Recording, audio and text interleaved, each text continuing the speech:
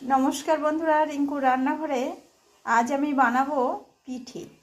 তো এখানে আজ আমি বানাবো ভাপা পিঠে। তার জন্য এখানে আমি নিয়েছি হাফ বাটি চালের গুঁড়ো, হাফ বাটি সুজি, নারকেল, কাজু আর কিশমিশ।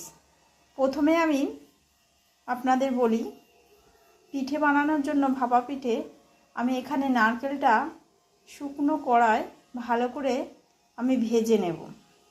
তার সঙ্গে এই কাজু আর কিশমিশটা দিয়ে দেব। আমি এই কড়াতে দিয়ে দিলাম নারকেলের সঙ্গে আমি দিয়ে দিলাম 2 বাটি চিনি,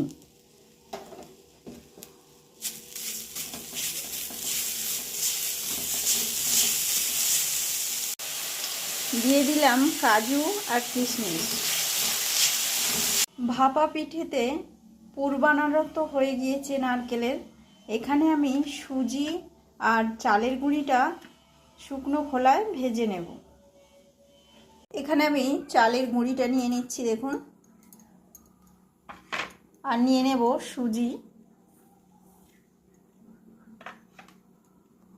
স্বাদ মতো লবণ, অল্প একটু দিলাম খাবার সোডা। এখন আমি জল দিয়ে একটা ব্যাটার তৈরি করে নেব। ব্যাটার আমার তৈরি হয়ে গিয়েছে, তো 10 মিনিটের জন্য ঢাকা দিয়ে রেখে দেব। 10 মিনিট হয়ে গিয়েছে, তো ব্যাটারটা নিয়ে আমি ফিরে এলাম। এখানে আমি একটা বাটি নিয়েছি, তো এই বাটির মধ্যেই ভাপাটা বানাবো।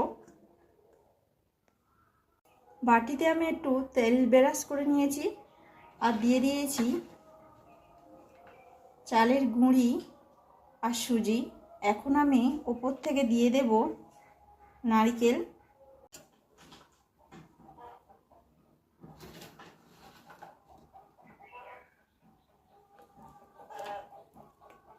সব নারকেলটাই আমি দিয়ে দেব সুন্দর করে সাজিয়ে। নারকেলের পুরটা আমি দিয়ে দিয়েছি।